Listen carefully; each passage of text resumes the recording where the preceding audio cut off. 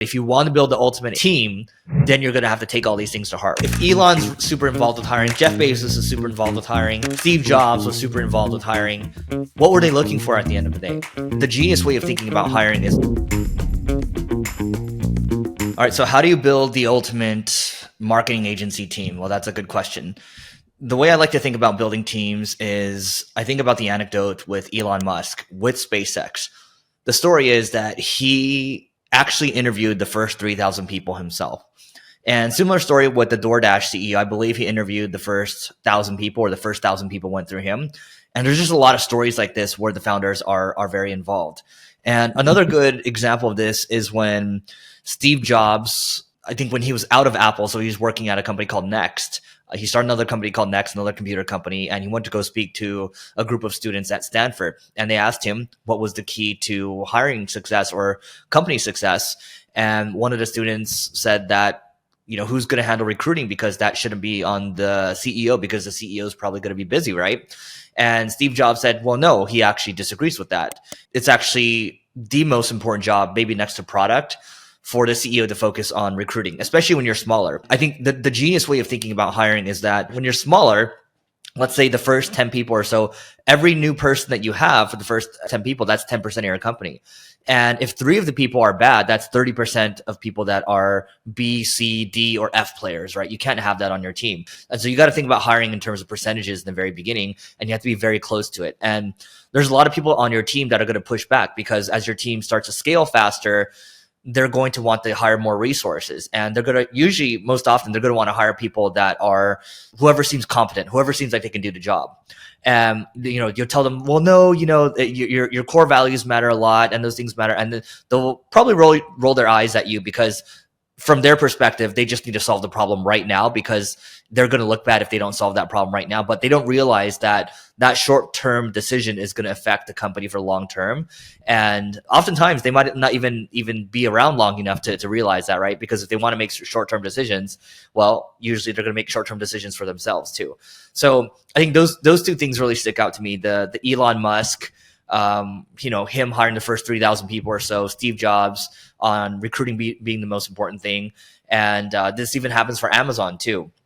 Back in the day, Jeff Bezos used to talk to most of the people, and Jeff Bezos was known for being very, very frugal, but he took hiring very, very seriously.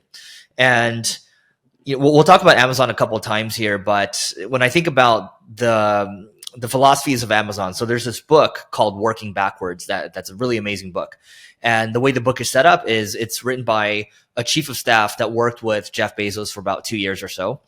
So he got to see everything that Jeff saw, every big project that they're working on, right? The other guy, he worked there for about 15 years or so, rose up the ranks. He helped start Amazon Kindle. He helped start the Amazon Fire. And so, Amazon has this concept known as bar raisers, meaning that every single person that that the company's going to recruit, they need to be a bar raiser, meaning that they're going to raise the bar for the average of whatever team that they're joining, right? So that's a question that they have to ask themselves. But first and foremost, I think what's important is that when you think about bar raising, let's say you're a founder that's listening to this right now, or a leader that's listening to this right now, you got to think about bar raising or being the bar raiser from a founder's perspective, right? And so what I mean by that is, when I'm talking to someone, for example, when I get involved in the hiring process, in my mind, I'm asking myself, okay, well, 1, is this person smarter than me? 2, would I work for this person? And 3, do we have a place where we know this person can really excel? You want to admire the person, you want the person to be smart than you want the person to be a bar raiser, and you want to know that there's a seat for this person, because just because you hire the right person doesn't necessarily mean that they're in the right seat, right? So that's something you have to think about too when it comes to hiring. Okay, do you have the right person? Are they in the right seat? And you might have to re-underwrite this every quarter or so, or maybe every year or so, right? Someone that's maybe very good at paid media, maybe they want to do sales in the future. And that's something that, you have to weigh. And you also have to weigh, hey, just because they want to do that doesn't mean that you should hire them for that, right? So that's what I would say. Amazon has a lot of these anecdotes, and the bar raiser thing really sticks with me, because they have another situation where they will have people on the team that they'll tap and say, hey, you're now a bar raiser. You're going to be involved with the interview process. Because those of you that are thinking about hiring other people, well, okay, let's say you're an agency, for example. Let's use my agency for example. So at Single Grain, we do performance marketing, we do SEO, we do paid media, we do conversion rate optimization, creative, and things like that, right? Let's say, we want to hire people for the SEO team because we have so much SEO work that's coming in right now. In fact, we're over capacity right now, right? People are stressed out. It's really difficult. And so if I'm the hiring manager on the SEO side, I'm very incentivized to find the next body that fits, and I'm going to try to hire that person ASAP because I want to alleviate my team. I want to alleviate myself. I need that painkiller. I need that painkiller right now, right? It feels good, right? If we can fit that person in. And well, that goes at odds with having high standards. That's at odds with having bar raisers. And so where a bar raiser fits in here is this person might come from a different department. Let's say paid media, for example. They don't necessarily have a vested interest in this role. And so they will just focus on, hey, is this person actually going to be good for the team? Is this person smarter than me? Is this person going to raise the average of not just that team, but the entire company, right? And if they don't feel it, then they're going to speak up about it. And it's going to be helpful because maybe in the beginning of the company, maybe when it's smaller, the founder is very much that person that's the bar raiser, that's very focused on making sure that everyone comes in is a cultural fit, a values fit, and they can actually do the job.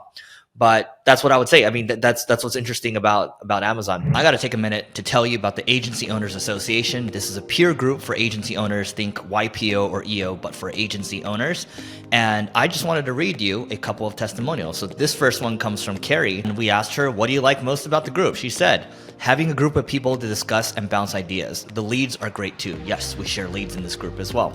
This one from Alian, he says, the ability to really post whatever I want and need, and the group responds. Great experienced members, getting a lot of insights from conversations with other members, getting a lot of value from sessions from Eric, getting advice from others as well. And so if you want to grow your agency faster and you want a peer group to do so, just go to marketingschool.io/agency. This is a group that both Neil and I created. And our hope here is to create a vibrant community of agency owners and do a lot more with it in the future. So again, marketingschool.io/agency, and we'll see you inside. I want to go back again to the bar raiser founder piece. The buck stops with you at the end of the day as a founder, or even if you're a leader or executive at the company. You want to make sure your standards are very high, and you don't want to let someone in just because they seem like a good person. There's plenty of good people out there in the world, but just because there's a good person out there doesn't mean that you necessarily should hire these people. You're not trying to make more friends at the end of the day. You're trying to do better for your customers at the end of the day so your company can do better. That's what really matters, right? It's not about, being Mr. Nice person and being a very friendly person, because ultimately what ends up happening there is if you end up settling, then your team will pay the price for it at the end of the day. And whose fault is it? It's your fault at the end of the day. And by the way, if your team hires people that are poor fit, whose fault is that at the end of the day? Still your fault at the end of the day, right? I've done this so many times. I felt bad. I'll be at the very end of the hiring process. Everyone will like the person, and I just felt like this person wasn't a fit. And that's another thing. You got to trust your gut feeling at the end of the day, because if you don't trust your gut feeling, then that's going to lead to the bozo explosion in your company. And when you have the bozo explosion, that's going to be very hard to undo. And I'll share a story with you over here about the bozo explosion. And so, back in the day, when we had acquired a couple companies at the same time, that's two integrations we had to handle at the same time. And when you have to handle two integrations, one integration is already very difficult. And what I mean by integration is, once you buy a company, you have to think about, okay, how are these people going to fit in? Culturally, how is the work going to fit in? Do we need to change any processes? How do we make these people feel safe? And so what happened was, we had integrated two companies that were completely different from us, right? A lot of people weren't the right fit at the end of the day. And what I could have done differently there is, we could have focused more on a bar raiser interview during the due diligence process. And so if you're going to think about buying a company, you have to talk to maybe the top 10%, the top 15% of the people on the team, and get their views on what their overview on the company is, what their outlook for the company is, and who they think the smartest person at the company is, because you should for sure talk to that person, and who maybe they're not excited to talk about talk to in the future.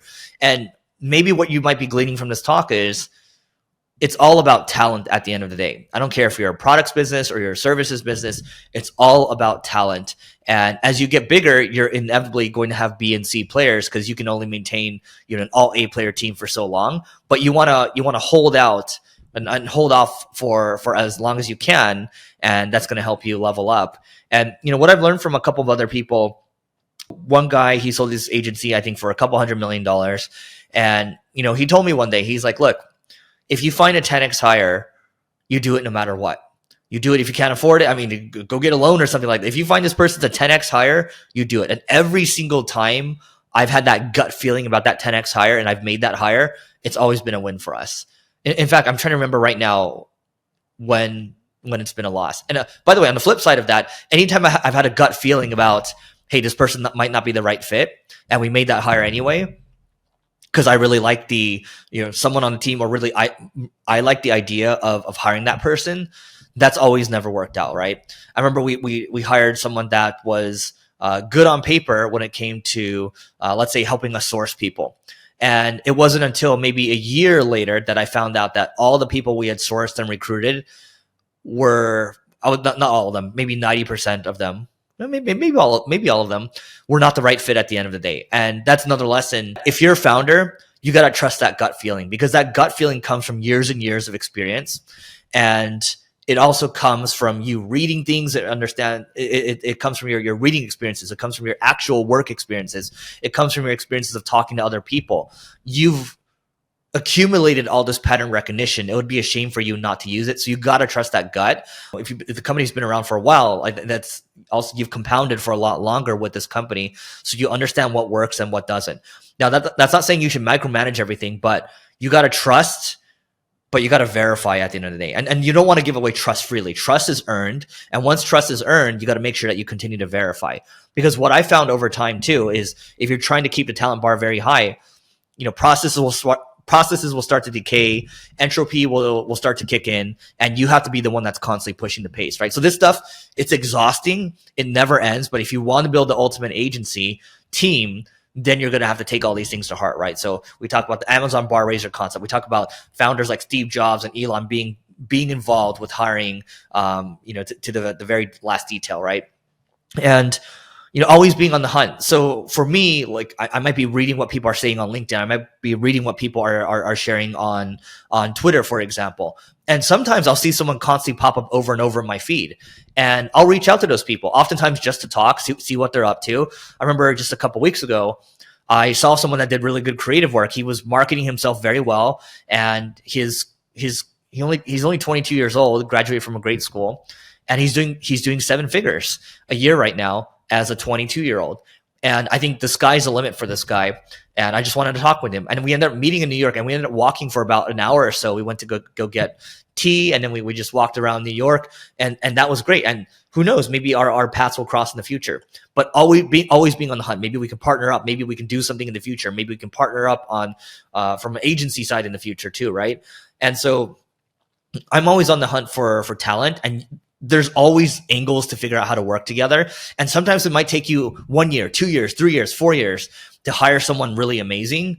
And that's okay, because great talent, often they're not looking for a job. But if you keep the conversation going, that's going to help you. And a lot of people just aren't willing to invest that time and effort, right? I find that, the benefit for me is when I go around the world speaking at conferences, I'll try my best to meet with people, whether it's talent or other agencies, or even, clients, prospects, things like that, or get, a group of people together in the area and just hang out. The other thing I'll say too is there's a really good book when it comes to hiring that will change the game for you. And that book is called Who, and that's written by a guy named Jeff Smart. And he has this concept called role scorecards. And so most people typically like to create a job description first, and then they might just go to the internet and cut and paste whatever job descriptions are out there, but that's not really thinking through what you actually need. And a role scorecard is great because it forces a hiring manager to think about, okay, what are the outcomes that I want to accomplish? So for example, if I want to hire a CFO that is really good at mergers and acquisitions, okay, they've done agency mergers and acquisitions deal. They've had a history of doing that. They've had a history of operating a company at, X dollars amount of EBITDA, right? And so maybe I have 4 or 5 outcomes that I'm looking for, and then I can grade them on each of those when I interview these people, right? And then I can have the responsibilities and competencies and things like that, and then the job description will be created based off of that role scorecard. And so a lot of people aren't willing to do it, and oftentimes the hiring manager would just go to HR and say, hey, can you create a job description? And HR doesn't even know what you're looking for, so they just throw something that's kind of half baked. Well, then you end up hiring someone that's half baked because the process was half baked from the very beginning. And I'm a firm believer that how you do anything is how you do everything. And if we don't take things seriously from the very beginning of it, and we don't take our processes seriously, then what are we doing at the end of the day? And so that's what it is. And you can't let your hiring process decay because it is the most important thing. And it took me a very long time to realize that. And as tedious as it is, I know I'm doing the right thing for the company long term. And, I just wish more people could think like that. And so here's the other thing. I'll say that one of the mistakes I made when it came to hiring people is my thought is this, right? And I'll say that now this thought is incorrect. And maybe this works for somebody else, but not for me. And my philosophy has always been, look, if someone like me who didn't necessarily do the best in school growing up, if I can figure a lot of this stuff out, then I believe that anybody that puts in their effort, they're going to be able to figure things out. Now, when you apply that, it's like, okay, well, if I can figure it out, I'm very self-motivated. I love learning things, but I also have to understand that not necessarily everyone's like that. And so, I had this philosophy of hiring these GMs and these CEOs that, one, they seemed like they had potential. They seemed like they had a lot of potential to learn. And I drank the Kool-Aid from Twitter back in the day saying, hire these GMs, these CEOs, and get out of their way. And I saw a lot of people hiring people that were employees at other companies that didn't necessarily have CEO experience. And it seemed like they were doing well. And I think I really fell in love with the idea. And so, we hired these people, and, I got out of their way very quickly. Maybe I onboarded them for maybe 2 to 4 weeks or so, but I quickly got out of their way. In fact, in some cases, I disappeared from the company for 5 to 6 months or so. And honestly, I got a little bored, and I was kind of like, how are things going? And it wasn't until 6 months later where 2 people from my team, they staged an intervention and said, hey, we need to get together. And long story short, it was that person wasn't working out. And I could sense it the whole time. I could sense that it wasn't working out. The gut feeling was there, right? The gut feeling I was talking about earlier. And so, what I've learned over the years is that if you want to hire people, especially for agencies, right? Because agencies, it's a very people-oriented business. You want to look for someone that has tenure. And what I mean by that is they're not job hopping around every 1 year, every 2 years or so, they're hopping around. And here's another thing I'll call out. If someone's hopping around every 2 years, they're probably not that good at their job. Even 1 year for sure, they're not that good at their job, right? If every 1 year they're changing, well, let's say it takes 6 months to onboard, another 6 months to kind of figure things out. Maybe it takes another year to really see if that person's got it. There's a handful of warnings, things like that. If it's a big company, it's hard to kind of, spot those people sometimes. So it might take a year or 2 years. And so if someone's job hopping all the time, 2 years, that's not a very good sign. So you want someone that's maybe stayed at a company a couple years, 3, 4, 5, 6 years plus, and you want to see a history of promotions. Ideally 2 promotions, right? Or maybe even 3 promotions plus, because then it shows that company actually valued them and they not only kept them, but they had a history of promotions. Because I can tell you that we've hired people from big companies that have worked there for 10, 15 years or so, but maybe they only got promoted once. And then we found out very quickly, okay, maybe there's a reason as to why they're only promoted once. And you got to make sure you ask tough questions during the interview process too. When you're doing the reference checks, right? And there's this thing called extreme reference checking. And I highly recommend you all Google that. And one of the questions I like to ask is, hey, why do you think this person wasn't promoted further? And they'll give you an answer, and hopefully you believe it. Hopefully you don't. But I would also say this, Amazon, they actually don't do reference checks, but I do believe that they do backdoor reference checks, right? Because usually the front door reference checks, they're always going to be beaming. Things are going to sound amazing, right? They're going to things are going to sound good about that person. But when you do the backdoor reference checks, you can quickly sense if there's excitement or aura around this person, and then you can start to ask about the potential red flags. And so that's what I would say. If you do want to do backdoor reference checks, the one thing I would say is you got to make sure that you ask the candidate and say, hey, I'm planning to do some backdoor reference checks. Who should I not talk to, right? Because then you don't risk putting their job at jeopardy in case you don't hire them, right? You don't want to tip anybody off. So that's what I would say. You want to hire people with tenure. You want to hire people that have had a history, maybe 2+ promotions, and ideally it's a company that's 2 to 3 times your size. Because let's say you're an agency that's doing, I don't know, for easy numbers, you're doing $1 million a year, and then you try to hire this person that from a company that's doing $1 billion a year. Well, $1 billion is 1,000 million, and so that company size is too. It's the disparity is too big. Maybe you're looking for an agency you're hiring someone from an agency that maybe doing, $2, $3, $4, $5 million a year, $6 million a year, right? Because it's the smaller numbers. But as you get bigger over time, if you're doing 10 million or so, maybe you're looking to hire from someone that's an agency that's doing 20 or $30 million or so. And that's what I would say. You want to hire people that have a history of success. And earlier we talked about, okay, look, if Elon's super involved with hiring, Jeff Bezos is super involved with hiring, Steve Jobs was super involved with hiring, what were they looking for at the end of the day? They are looking for people that they trust will do a great job. And that means they are looking for A players, meaning that you can't afford to have B and C players. Because what did we talk about earlier? If you have 10 people on the team, 20% are B players, C players, that means that 20 to 30% of your team are the people that aren't that good. And you might think Bs are good, but Bs are actually the worst because and Frank Slootman, the CEO of Snowflake, likes to say this, they're the ultimate passenger, right? They're along for the ride. They do just enough to get done. And there's a tweet that I saw recently saying that B players are maybe doing 80 to 85% of their maximum capacity, whereas A players is probably doing 115 to 130%, and then C players are doing less than 50%. And that's the disparity that you get. And that's why there is very much a concept of people that bring 10x the value, 100x of the value. And that's why I said earlier, if you can find a 10x hire, you hire that person no matter what. My gut feeling, going back to that word again, my gut feeling has always been right when it comes to identifying superstars. And my gut feeling has always been right when I had a little bit of, I'm not so sure about this person. That has been right 100% of the time. You got to trust that feeling, right? And when you hire people, again, don't give trust blindly. You want to trust. Once that trust is established, you want to make sure you continually verify over time. All right, quick note. This is about my company. It's called Single Grain, and Single Grain is an ad agency where we're focused on driving innovation. And so I want to talk about a couple of new strategies, and if you need help with marketing, great. If not, here are a couple of new strategies that you should try out. One is programmatic CRO. So we are doing programmatic conversion rate optimization on our site. We're building products that will automatically optimize your site to increase conversion rates. We're also auto-optimizing, auto-updating from an SEO standpoint. And we're constantly thinking about what else we can do in terms of enriching the visitors that are hitting your website and also tailoring custom messages for them using AI. And so there's a handful of things that we're doing from a marketing standpoint. And our mission is just to drive more innovation. So if you want to learn more, just go to singlegrain.com, grain like rice. So singlegrain.com to learn more, and we'll see you inside. Earlier, I talked about the book Who, and Who is a great book written by Jeff Smart. I would also say Scaling People by Claire Hughes Johnson. She was the chief operating officer of Stripe. She also ran Gmail at Google, and then she ran YouTube for a little bit as well.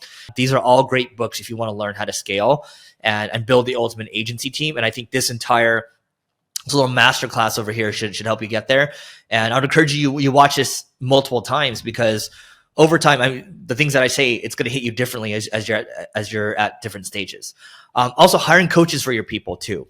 And so, for example, for my chief of staff, I hired a chief of staff from a much larger company, and he's had a lot of experience doing it for a very long time. He's in his mid-30s. In fact, I think he's probably around the same age as I am, and so he brings a lot of experience. And so you can pay these people per hour.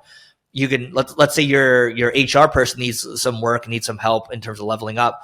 You can have a coach come in and help that person. And the benefit of this too is you can go to the coach and say, hey, what are some areas this person needs to work on? And based on your assessment, where would you rate this person on a scale of 1 to 10, right? And they'll give you an honest assessment because you're actually paying them for their time too. And so that's what I would also say. And I just want to end it on this piece over here. So talking about people with tenure, people that have been at companies larger than your size, ultimately what you're looking for is people that have been there, done that, because they know a lot of things that you don't. And you want to hire smart people to tell you what to do, so you don't have to go around constantly telling people what to do, constantly having to micromanage every little detail, and ultimately becoming exhausted. Because in the very beginning, as the founder, you are doing everything. You are managing all the details. You're getting the clients, you're marketing, you're serving the clients, you're hiring people, you're the janitor as well. It's a very stressful thing, but and just because you did that in the beginning doesn't mean you should do that forever.